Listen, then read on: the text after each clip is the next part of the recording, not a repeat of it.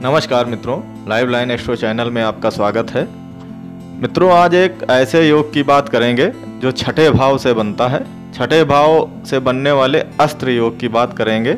वैसे तो आपको पता होगा कि कुंडली में 6, 8, 12 भाव जो होते हैं वो अच्छे भाव नहीं माने जाते हैं, क्योंकि ये त्रिक भाव कहलाते हैं।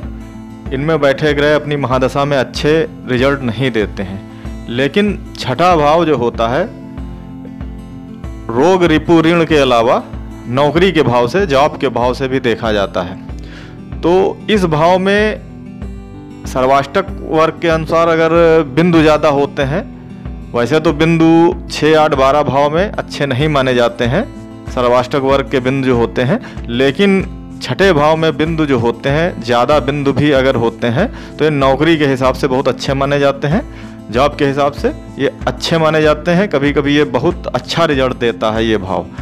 तो इस भाव से बनने वाला अस्त्र योग के बारे में जानकारी देंगे।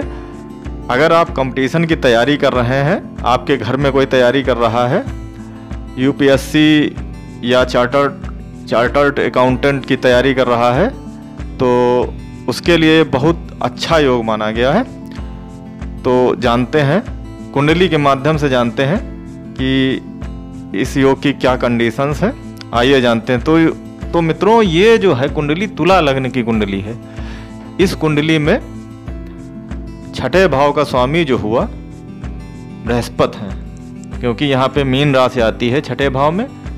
तो ये योग जो होता है, इस योग के अनुसार अगर छठे भाव का स्वामी केंद्र अथवा त्रिकोण में हो, मतलब कि केंद्र के भाव आप जानते होंगे 1, 4, 7, 10 ये केंद्र होता है। उसमें नंबर कुछ और लिखा हो उससे कोई मतलब नहीं होता है।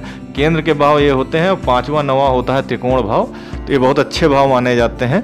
अगर इसमें छठे भाव का स्वामी हो और मित्र क्षेत्री हो, या फिर शुभ क्षेत्री हो, उच्च का हो, या शुभ ग्रह के साथ में हो, इसके अलावा इसके ऊपर अगर शुभ ग्रह की दृष्टि भी पड़ रही हो, तो ये बहुत अच्छे रिजल्ट देता है।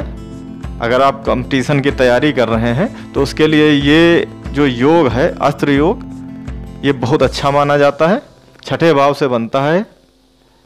तो अगर आपकी कुंडली में ये योग है तो आप बहुत ही भाग्यशाली हैं। अच्छा योग। लेकिन इससे पहले मैं हर बार बताता हूँ कि कुंडली जो होती है उसका पूरा फलित करना भी बहुत ज़रूरी होता है, क्योंकि इसका पूरा प्रेडिक्शन अगर आपने नहीं किया है तो आप गच्चा खा जाएंगे, क्योंकि कुंडली का पूरा फलित बहुत ज़रूरी है। उसके बाद ही आप योग जो होते हैं उनके बारे में फलित करें। फिलहाल ये अच्छा योग माना जाता है। अगर आपकी कुंडली में है तो बहुत अच्छा योग है।